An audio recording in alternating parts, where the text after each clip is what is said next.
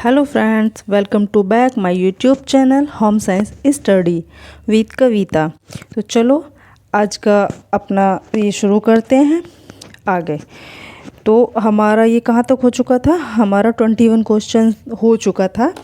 हाँ जी, तो हम चलो इसको एक बार फिर से देख लेते हैं। डॉक्टर एम स्वामीनाथन द्वारा निम्नलिखित में से कौन से खाद्य वर्ग की अनुशंसा की गई है? इसमें 4 खाद्य वर्ग की, 7 खाद्य वर्ग की, 5 खाद्य वर्ग की और 11 खाद्य वर्ग की। तो डॉक्टर स्वामीनाथन ने हमारे फूड ग्रुप कितने माने हैं? 11 खाद्य वर्ग की। और आईसीएमआर ने कितने माने हैं? 5 खाद्य वर्ग। तो इसमें इन्होंने देखो कौन कौन से खाद्य वर्ग माने हैं, ये इन्होंने दिया हुआ है। डॉक्टर एम स्वामीनाथन द्वारा निम्नलिखित 11 खाद्य वर्ग की अनुशंसा की गई है।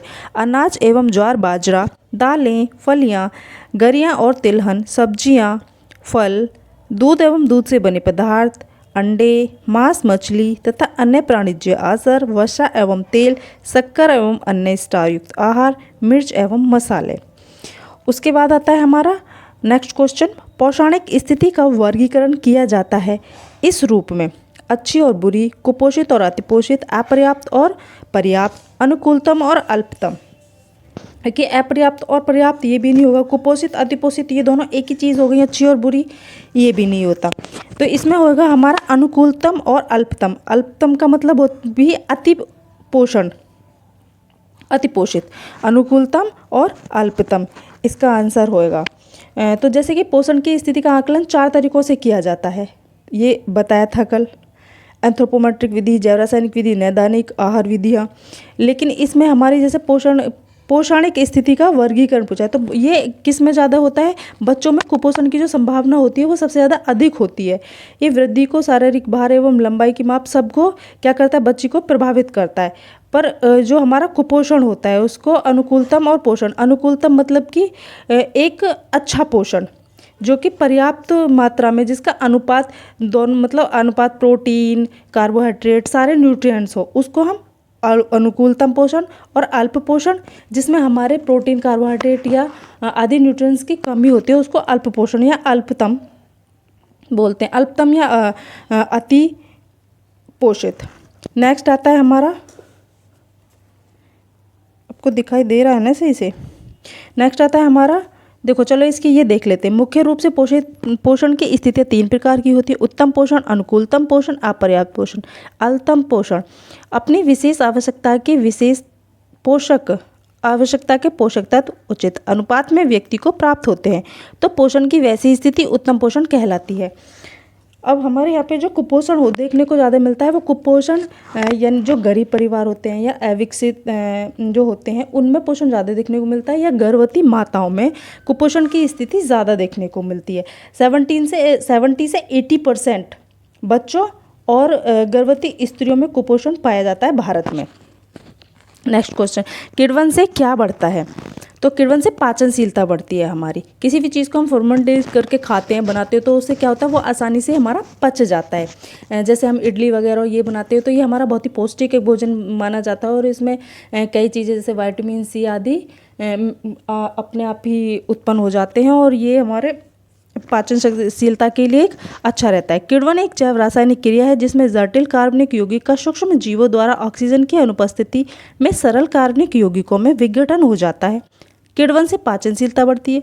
खमीरीकरण द्वारा उत्पन्न कार्बन डाइऑक्साइड गैस क्या लिख रखा है इसने? उत्पादक का कार्य करती है। खमीर मिलाकर ही अधिकतर डबल रोटी, नान, रोटी, विशेष पिज्जा बेस आदि बनाए जाते हैं। सूची 1 में दिए गए खाद्य पदार्थों की सूची 2 में दिए गए समृद्ध पोषक तत्वों के साथ सुमेलित कीजिए। तो ये हमारे खाद्य पदार्थ, ये पोषक तत्व। पपीते में कौन सा पोषक तत्व पाया जाता है? पपीते में विटामिन ए क्या होता है? पपीते में पाया जाता है हमारा विटामिन ए। संतरे में विटामिन सी, खजूर में लोहा, आयरन, रागी में कैल्शियम। तो इसका हमारा क्या होगा? ए का 4 कहाँ है? ए का 4 ऑप्शन सी में। बाकी तीनों में तो किसी में दे ही नहीं रखे, तो हमारा आंसर तो हमें यहीं से पता चल जाता है। ए का 4, बी का सी, बी का 3 सी, सी का 1 और डी का कैल्शियम ये रहा। तो हमारा आंसर होगा सी। पपीता विटामिन ए, संतरा विटामिन सी, खजूर लोहा, रागी कैल्शियम। हमारा नेक्स्ट टॉपिक होता है सुपोषण एवं कुपोषण। ये भी फूड एंड न्यूट्रिशन के अंदर ही आता है। तो चलो आगे देखते हैं हम इसको। भारत पर निम्नलिखित सूक्ष्म पोषक पदार्थों की कमी संबंधी विकारों का उच्च बोझ है। तो भारत में जो सूक्ष्म पोषक तत्व हमारे कौन से होते हैं? एक होते हैं हमारे माइक्रो, एक होते हैं हमारी मैक्रो, यानी कि स्थूल पोषक तत्व और सूक्ष्म पोषक तत्व, जो कि हमारे मात्रा में कम लिए जाते हैं पर वो हमारे शरीर के लिए बहुत आवश्यक होते हैं। जैसे वाइटमिन्स और खनिज मिनरल्स, तो ये हमारे मात्रा में कम लिए जाते हैं पर हमारी बॉडी के लिए बहुत ही आवश्यक होते हैं। तो इसमें होगा हमारा घेंगा, गलखंड, रतौंधी और रक्तअल्पता। ये ए, बी और डी ये हमारे सूक्ष्म पोषक तत्वों पदार्थों की कमी से होने वाले रोग है। तो इसमें ए, बी और डी, कहाँ ए, बी और डी, तो इसका ऑप्शन होगा हमारा बी, ए, बी और डी। चलो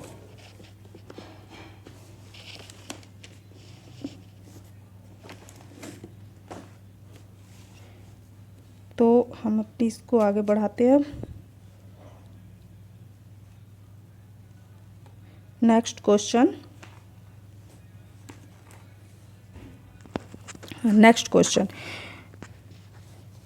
भारत में निम्नलिखित सूक्ष्म पोषक पदार्थों की कमी का उच्च प्रचलन है। विटामिन ए, प्रोटीन, कैल्शियम, लोहा, विटामिन डी। तो जो भाषण में सूक्ष्म पोषक तत्व की कमी का जो सबसे उच्च प्रचलन है वो है प्रोटीन, क्योंकि ये सूक्ष्म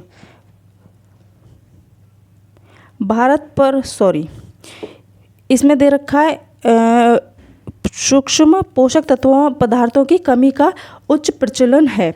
हाँ, तो इसका होगा हमारा ए और डी, विटामिन ए और विटामिन डी, क्योंकि हमारे प्रोटीन, कैल्शियम, लोहा ये हमारे स्थूल पोषक तत्व हैं, बट हमारे सूक्ष्म पोषक तत्व पूछा है तो सूक्ष्म में हमारा आएगा vitamin A and vitamin D.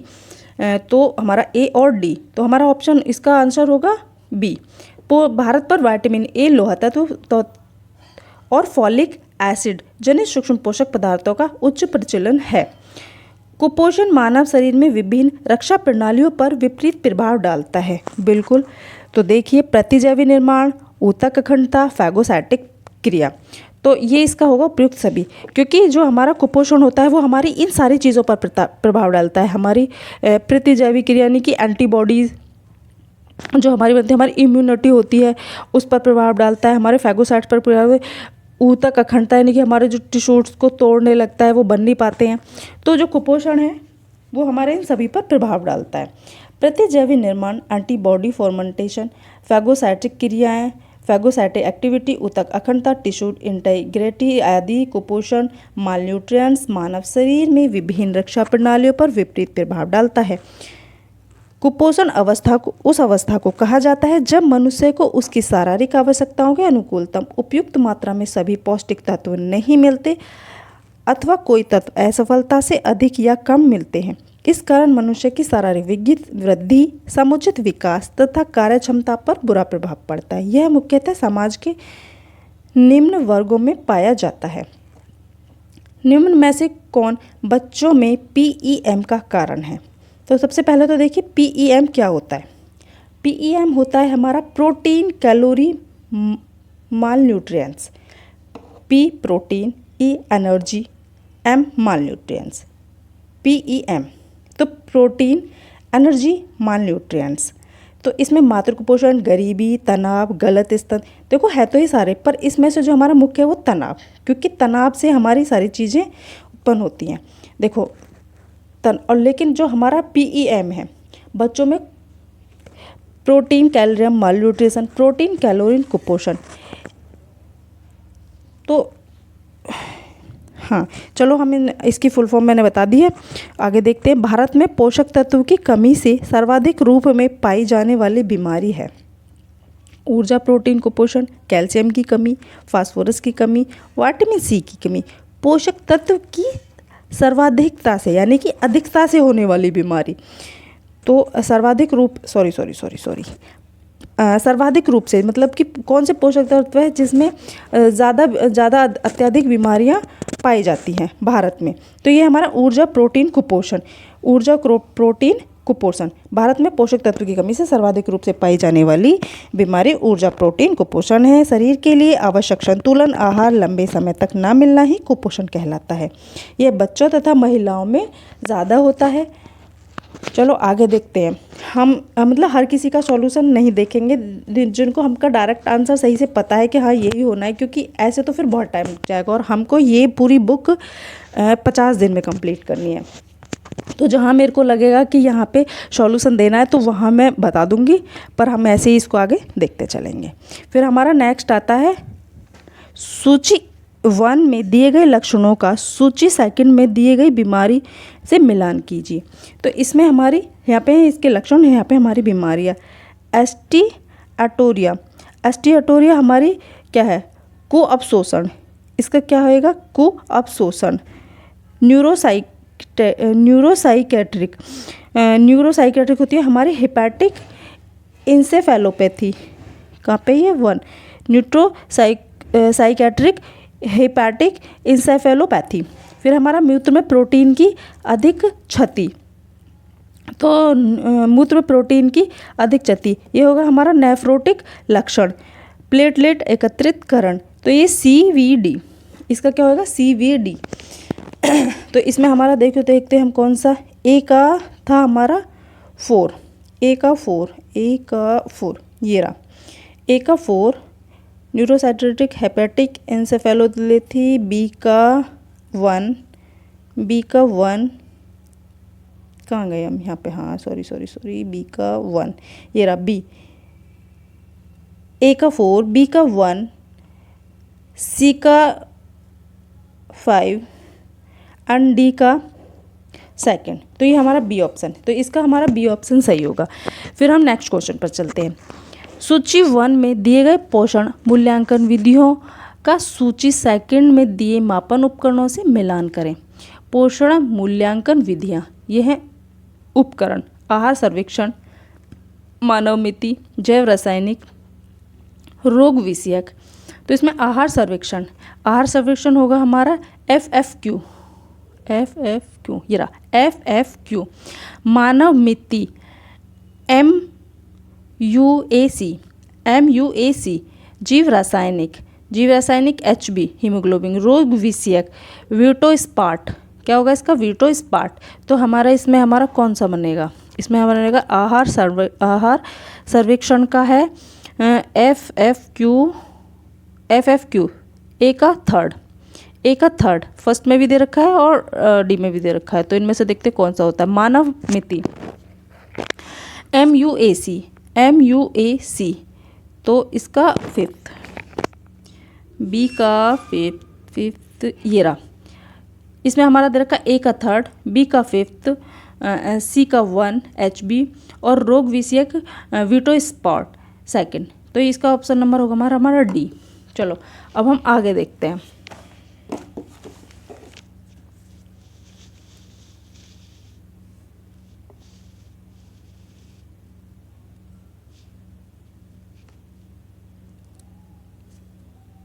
Next question. नीचे 2 कथन दिए गए हैं, जिनमें से एक अभिकथन है ए और दूसरा तर्क आर है। कथनों को पढ़िए और नीचे दिए गए कूट का प्रयोग कर सही उत्तर चुनिए। अभिकथन ए, पोषण संक्रमण के कारण वर्तमान में भारतवर्ष में स्वास्थ्य देखभाल में आने वाली चुनौतियां दोनों तरह की हैं। अल्प पोषण में अधिक पोषण की रोकथाम, बिल्कुल ठीक बात। जो भारत में जो चुनौतियां हैं जो हमारे कुपोषण की, वो दोनों तरह से हैं। पोषण की अधिकता से भी होता है कुपोषण और कमी से भी कुपोषण होता है। कारण देखते हैं इसका। भारतवर्ष में जनसांख्यिकीय संक्रमण के फलस्वरूप बुजुर्गों की जनसंख्या अनुपात में बढ़ोतरी हो रही है। नहीं, बिल्कुल गलत। इससे बुजुर्गों की अनुपात में बढ़ोतरी थोड़ी ना हो रही है जनसंख्या में। भाई जनसंख्या में तो सभी में बढ़ोतरी हो रही है, बच्चों में भी हो रही है। और जब बच्चे पैदा होंगे, बुजुर्ग होंगे, भाई सभी की जनसंख्या है, ऐसा थोड़ी ना स्पेशल सिर्फ बुजुर्ग बढ़ रहे हैं तो जनसंख्या में वृद्धि हो गई। नहीं, तो इसका होगा आर सही, ए सही और आर गलत। कहाँ? ए सही है लेकिन आर गलत है। इसका ऑप्शन होगा बी। सूची 1 में दिए गए पौष्टिक तत्वों की कमी से होने वाले रोगों के लक्षणों को सूची 2 में दिए गए उनके पोषक तत्वों से मिलान कीजिए और नीचे दिए गए कूट में से सही उत्तर चुनिए। पौष्टिक तत्वों की कमी से होने वाले रोगों के लक्षण एंड पोषक तत्व। तो हमारा होता है टेटनी। टेटनी हमारा किसकी कमी से होता है, किस पोषक तत्व की कमी से होता है? ये होता है हमारा कैल्शियम। दूसरा होता है हमारा एंगुलर स्टोमेटाइटिस, ये होता है हमारा राइबोफ्लेविन। तीसरा हमारा मैक्रोसिटिक, ये होता है हमारा फॉलिक एसिड। कहाँ है फॉलिक एसिड। फिर है हमारा मैक्रोसिटिक नार्मोक्रोमिया एनीमिया, तो फॉलिक एसिड, जिंजिनवाइटिक, एस्कॉर्बिक एसिड और काइलोनीचिया, ये होता है हमारा लोहा तत्व। तो ये हमारा कौन सा बनेगा? ए का 5 एंगुलर स्टोमेटाइटिस, ये होगा हमारा राइबोफ्लेविन फोर्थ, बी का 4, अच्छा दोनों में है।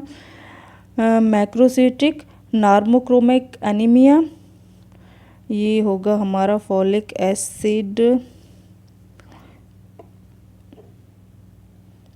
ए, सी का 6। फिर हमारा जिंजिनवाइटिक एस्कॉर्बिक एसिड ए, ठीक है। काइलोनीचिया का 3rd, ठीक है। हमारा इसका ऑप्शन नंबर होगा A. Tetany calcium, angular stomatitis riboflavin, क्रोसिटिक normochromia anaemia, folic acid, gingivitis, ascorbic acid, koilonychia, लोहा तत्व। फिर आगे हमारा आता है कुपोषित माताएं बच्चों को, अभिकथन वाला है ये। कुपोषित माताएं बच्चों को सफलतापूर्वक स्तनपान करवा सकती हैं। बिल्कुल ठीक है, कुपोषित माताएं बच्चों को सफलतापूर्वक स्तनपान करवा सकती हैं, बिल्कुल करवा सकती हैं, कोई प्रॉब्लम नहीं है जी। अब इसका कारण देख लेते हैं। अत्यधिक कुपोषण की अवस्था में भी माँ के दूध की मात्रा व गुणवत्ता पर प्रभाव नहीं पड़ता, ये बिल्कुल गलत है जी, क्योंकि जब माँ अत्यधिक कुपोषित होगी तो ऐसा उसका दूध भी कुपोषित होगा, उसका दूध इतना न्यूट्रिएंट्स या गुणवत्ता वाला नहीं होगा, इसका बहुत प्रभाव पड़ेगा। तो इसका हमारा क्या है? इसका अभिकथन सही है और कारण गलत है। ए सही है और आर गलत है, इसका ए ही होगा। कुपोषित माताएं बच्चों को सफलतापूर्वक स्तनपान करवा सकती हैं, लेकिन अत्यधिक कुपोषण की अवस्था में मां के दूध की मात्रा व गुणवत्ता पर बहुत अधिक प्रभाव पड़ता है। फिर आ जाता है हमारा नेक्स्ट क्वेश्चन, देखते हैं। भोजन में प्रोटीन और कैलोरी गंभीर कमी के कारण होता है। भोजन में मतलब कौन सा रोग है कि जो कि प्रोटीन और कैलोरी की कमी के कारण होता है? तो ये हमारा मरासमस, ये तो हमारा सी बी डी ये होता है, इनके कारण होता है मरासमस हमारे भोजन में प्रोटीन और कैलोरी की कमी के कारण होता है। चलो आगे देखते हैं।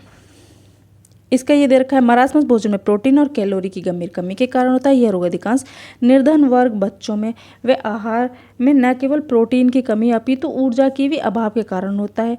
यह रोग गर्भवती स्त्री व बच्चों में 3 साल का अंतराल, जो स्त्रियां मतलब बच्चों में 3 साल का अंतराल नहीं रखती और जो उनका दूध है वो जल्दी छुटा देती हैं और फिर उनको उनके जैसे दूध, अनाज, दाल आदि चीज़ें प्रोवाइड नहीं करा पाती उनको पूर्ण तरीके से, तो उन बच्चों में वो बच्चे क्या होते हैं, कुपोषण का शिकार हो जाते हैं। तो उस स्थिति में क्या होता है, मरासमस देखने को मिलता है। पोषक तत्वों से होने वाली बीमारियों का मिलान करें। सूची 1, सूची 2। एस्कॉर्बिक, विटामिन सी, ये तो सभी को पता है कि एस्कॉर्बिक विटामिन सी की वजह से होता है।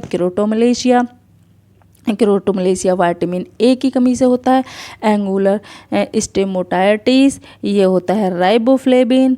पर्निसिस एनीमिया होता है हमारा B12, किसकी कमी से होता है? हमारा B12 की कमी से।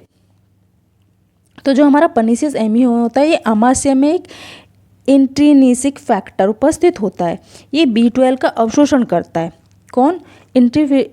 इंट्रिनिसिक फैक्टर कहाँ से निकलता है? हमारे आमाशय से। और ये क्या करता है? ये B12 का अवशोषण करता है, पर इसके अभाव में B12 का अवशोषण नहीं होता, ठीक प्रकार से नहीं होता। आमाशय से जो पाचक रस, गैस्ट्रिक जूस निकलते हैं, उसमें पेप्सिन, हाइड्रोक्लोरिक अम्ल तथा इंट्रिनिसिक फैक्टर जो निकलता है अत्यंत कम होता है। इसमें क्या होता है कि जो इसमें हमारे RBC होती है ना, क्या होती है हमारी RBC, इनकी मात्रा बहुत कम हो जाती है। किसमें, पर्नीशियस एनीमिया में। और जब इनकी मात्रा कम हो जाती है तो इनका आकार बढ़ जाता है, इनका आकार बहुत बड़ा हो जाता है। जैसे ये छोटी है तो ये बहुत बड़ी बड़ी हो जाती हैं, तो इसको क्या बोलते हैं हम, पर्नीशियस एनीमिया। इसमें HB की भी मात्रा कम हो जाती है, 7 से 8 ग्राम पर मिलीग्राम ही रक्त रह जाता है। चलो अब हम आगे देखते हैं। तो हाँ, इसका कौन सा होगा हमारा, इसका भी विटामिन C, ए का वन, क्रूटिमलेशिया, विटामिन ए, ये ए का वन, इसका ये angular stomatitis, riboflavin, pernicious anaemia, B12 third. इसका होगा हमारा आंसर D। चलो नेक्स्ट देखते हैं।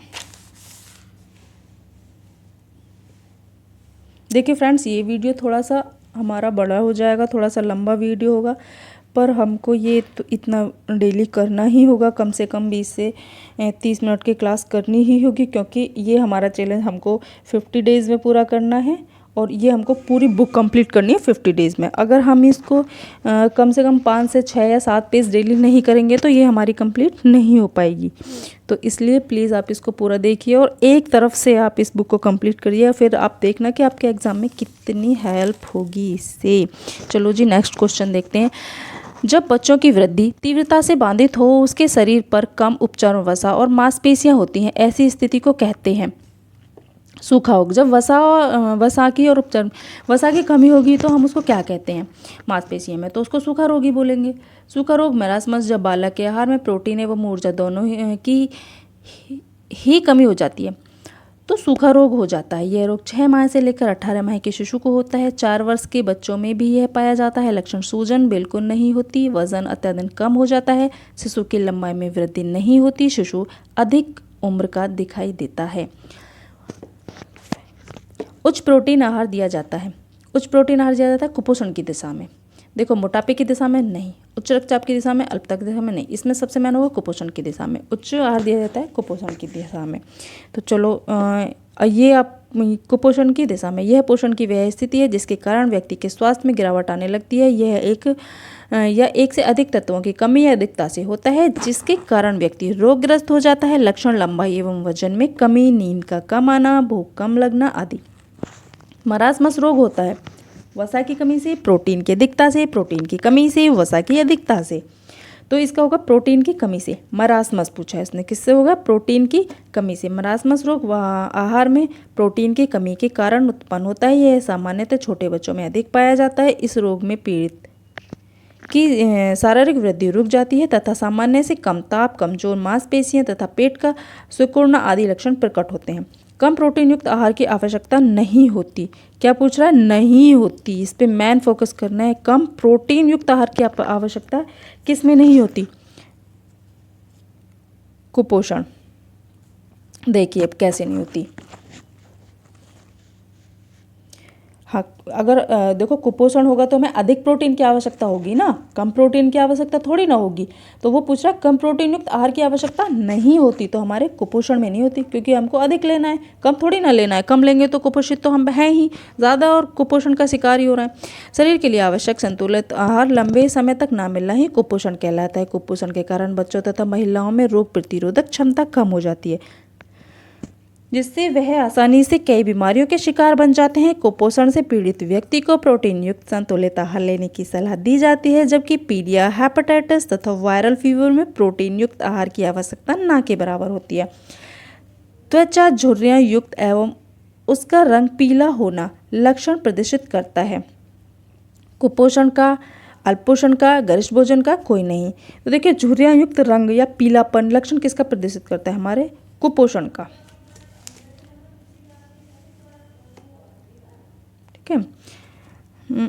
इससे किसका करता है, कुपोषण का।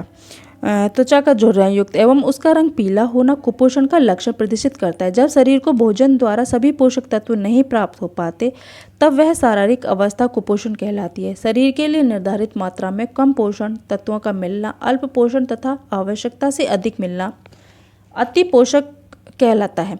ये दोनों ही कुपोषण की स्थिति हैं। शरीर को स्वस्थ रखने के लिए उचित मात्रा में संतुलित आहार की आवश्यकता होती है। नेक्स्ट क्वेश्चन, निम्न में से मोटापे के कारण है? ज़्यादा खाना, कम खाना, कभी कम और कभी ज़्यादा खाना और बिल्कुल ना खाना। तो हमारा ज़्यादा खाना क्या होता है? मोटापे का कारण होता है। तो इसमें आवश्यकता से अधिक भोजन खाने से शरीर में वसा का जमाव होने लगता है, जिससे मोटापा होता है। मोटापा रोकने के लिए व्यक्ति को पर्याप्त व्यायाम करना चाहिए। मैरास्मस, नेक्स्ट क्वेश्चन, मैरास्मस बीमारी पाई जाती है 6 माह से कम आयु के बच्चों में, 1 वर्ष से कम के बच्चों में, 2 वर्ष से कम के बच्चों में, 5 वर्ष से कम के बच्चों में। तो ये 1 वर्ष से कम के बच्चों में पाई जाती है जो मैरास्मस बीमारी है। मैरास्मस शिशु एवं छोटे बच्चे लगभग 1 वर्ष तक के में होने वाला एक रोग है जो भोजन में प्रोटीन एवं क्लोरीन की कमी से होती है। इसमें पीड़ित बच्चा उल्टी, दस्त करता है, शारीरिक वृद्धि रुक जाती है, शरीर दिन व दिन सूखता जाता है तथा मांसपेशियां कमजोर हो जाती हैं और पेट बढ़कर आगे की तरफ लटक जाता है। नेक्स्ट क्वेश्चन, मरासमस से प्रभावित बच्चा चिड़चिड़ा होता है क्योंकि कमज़ोर होता है, गुस्से वाला होता है, भूखा होता है, इनमें से कोई नहीं। तो देखो वह बच्चा कमज़ोर होता है क्योंकि वह बच्चा कुपोषित है। और मरासमस में क्या होता है, हम इसको उसमें बच्चा कमज़ोर होने लगता है, बच्चे का वजन कम हो जाता है। मरासमस से प्रभावित बच्चा चिड़चिड़ा होता है क्योंकि वह कमज़ोर होता है। यह बीमारी प्राय 1 वर्ष से कम बच्चों की होती है। इसमें शरीर की वृद्धि में अवरोध होता है तथा लंबाई की अपेक्षा बाहर में अधिक कमी होती है। नेक्स्ट क्वेश्चन, कुपोषण तथा में गहरा संबंध है। कुपोषण और किस में गहरा संबंध है? चिंता, प्रसन्नता, कर्मठता, सुंदरता। देखिए अगर कुपोषण होगा तो क्या व्यक्ति प्रसन्न रहेगा, क्या सुंदर दिखेगा? कर्मठता, नो। इसमें चिंता से गहरा संबंध है। और कहते हैं ना, वैसे भी एक कहावत होती है, चिंता चिता से बुरी होती है। देखो इंसान बीमारियों का ही शिकार नहीं होता है, इंसान चिंता से भी कुपोषित होता है, तनाव से भी ग्रसित हो जाता है कभी कभी। इसका क्या होगा हमारा? एक, कुपोषण तथा चिंता में गहरा संबंध है। कुपोषण किसी व्यक्ति के शारीरिक विकास की स्थिति है जो असंतुलित अथवा अपर्याप्त आहार के कारण अथवा व्यक्ति में किसी रोग के कारण पोषक तत्वों के अवशोषण तथा स्वांगीकरण की अवस्था के अभाव में उत्पन्न होती है। फिर नेक्स्ट क्वेश्चन आता है हमारा, पार्या रोग होता है पर कान में, आँख में, नाक में, दांत में। तो यह भी आपको पता है किस में होता है पार्या रोग? दांतों में। फिर हमारा अपना नेक्स्ट देखते हैं। आज का वीडियो फ्रेंड्स थोड़ा सा लंबा हो जाएगा, पर चलो देखो आपको दिखाई दे रहा है। क्वार्सियर रोग किसकी कमी से होता है? कार्बोहाइड्रेट, वसा, खनिज लवण, प्रोटीन। तो ये हमारा प्रोटीन कमी से होता है, प्रोटीन और ऊर्जा। क्वार्सियर रोग किसकी कमी से होता है? प्रोटीन की कमी से। नेक्स्ट क्वेश्चन, वसा की मात्रा किस स्थिति में बढ़ा दी जानी चाहिए? हृदय संबंधी रोग, मधुमेह, कुपोषण, सुपोषण। कुपोषण में क्या कर देना चाहिए? वसा की मात्रा को बढ़ा देना चाहिए। हृदय रोग में हम वसा की मात्रा को बढ़ जाएंगे तो हार्ट डिजीज, हमको हृदय से संबंधित रोग ही हो जाएंगे। मधुमेह में हम अधिक वसा नहीं दे सकते। और सुपोषण में तो हमारे उसमें हर चीज़ की मात्रा का जो अनुपात होता है वो एक सही अनुपात होना चाहिए, प्रोटीन, वसा, विटामिन जो भी हैं। लेकिन इसकी मात्रा किसमें? कुपोषण की स्थिति में वसा की मात्रा को हम बढ़ा सकते हैं। पौष्टिकता की बढ़ोतरी से होने वाली 2 बीमारियां हैं। पौष्टिकता की बढ़ोतरी से होने वाली 2 बीमारियां हैं जो कि वो मतलब पौष्टिकता की बढ़ोतरी से है। जब व्यक्ति अधिक पौष्टिक वो ले, जैसे कि वाइटमिन अधिक हो जाना, विटामिन ए अधिक हो जाना, डी, तो उसकी अधिकता से जो हमारी बीमारी होती है फ्लोरोसिस और मोटापा। इम्यूनोग्लोबिन इनमें से किस नाम से भी जाना जाता है? Protein, lipids, antigens, antibodies. तो हम इसको एंटीबॉडीज़ के नाम से भी जानते हैं। इसका होगा आंसर डी। इम्यूनोग्लोबिन इनमें से एंटीबॉडीज़ के नाम से जाना जाता है।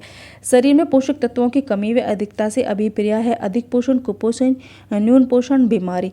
तो शरीर में पोषक तत्व की कमी व अधिकता से, देखो कमी से भी हम कुपोषित होते हैं और अधिकता से भी हम पोषित। ऐसा नहीं है कि अगर हम न्यूट्रिएंट्स कम ले रहे हैं तो ही हम कुपोषित होंगे, नहीं, अधिकता से भी लोग कुपोषित हो जाते हैं। ओवर न्यूट्रिएंट्स, मोटापा, अधिक मोटापा होना, जिसको हम ओबीज, ओवरवेट, ये सब क्या है? ये भी कुपोषित के कारण है। फिर आता है हमारा नेक्स्ट टॉपिक, संतुलित आहार। ये भी फूड एंड न्यूट्रिएंट्स का टॉपिक है, संतुलित आहार।